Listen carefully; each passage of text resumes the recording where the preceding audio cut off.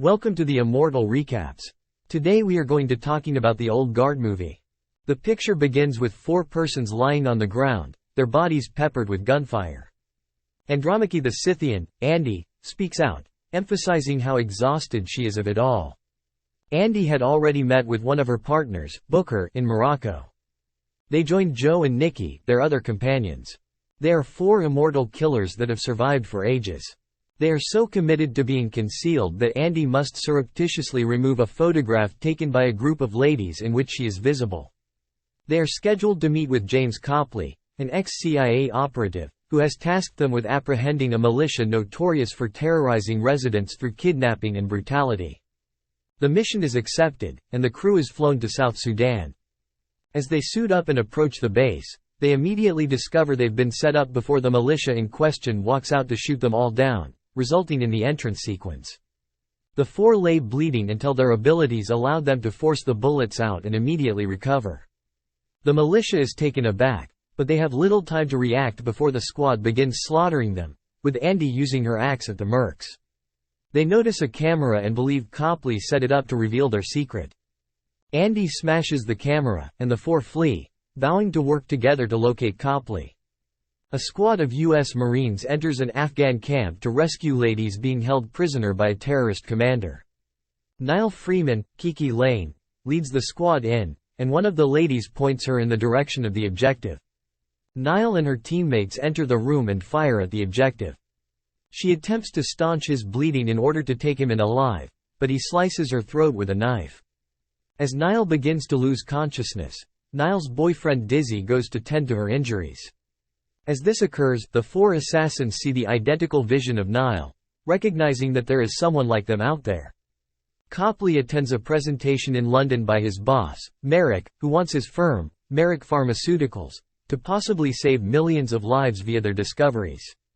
Copley gives Merrick the assassin's film after the mission, and while he is impressed, Merrick wants hard physical confirmation of his research. After the event, Niall's teammates abandon her, and she is told she will be transported to Germany for additional testing, despite her protests.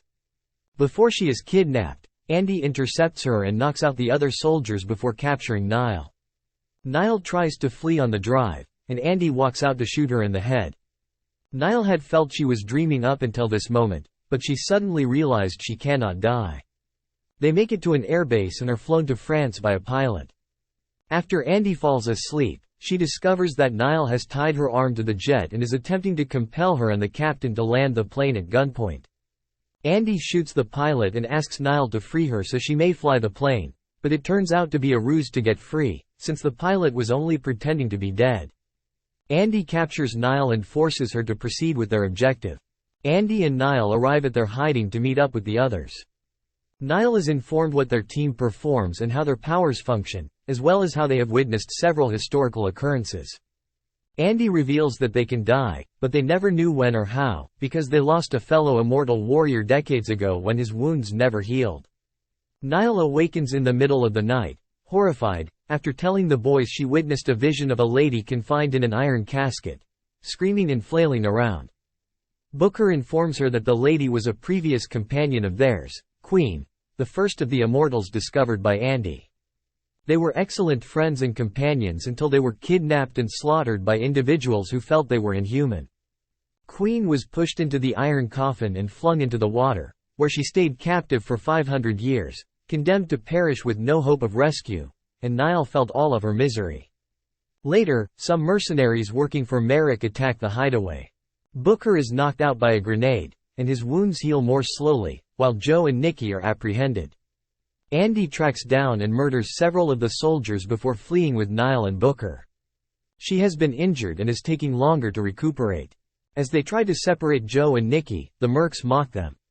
When one of them mockingly asks Joe whether Nikki is his lover, he responds with an emotional speech about how Nikki is so much more.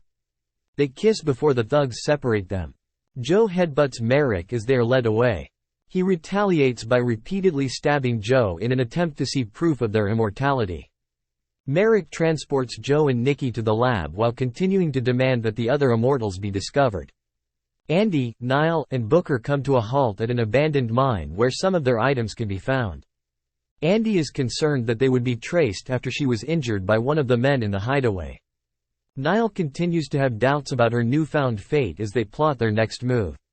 She becomes increasingly hesitant to accompany Booker after learning that he has already outlived all of his children. Niall considers her mother and brother, who had to grieve her father after he was killed in action. Andy visits a neighboring drugstore to get her injuries treated. Later, as they continue on their quest, Niall decides to back out and spend the remaining time with her family, and Andy lets her leave. However, Niall subsequently discovers a pistol clip in the trunk of the car, concluding that Booker purposefully handed Andy an empty gun. Andy and Booker find Copley and approach him, but Booker confesses his association with Copley and shoots Andy in the back. He excuses his treachery by claiming that Merrick may have discovered a means to stop their immortality and allow them to die quietly.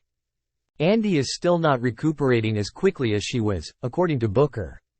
Merrick sends her and Booker to join Joe and Nikki, fully intending to kill them all if it means he has found his breakthrough. When Joe and Nikki discover Booker's lie, they both turn against him. Niall finds Copley and compels him to assist her in rescuing the others, but he is more than eager after witnessing Merrick's true character. Copley had been compiling information on the feats and heroism of the Immortals over the millennia.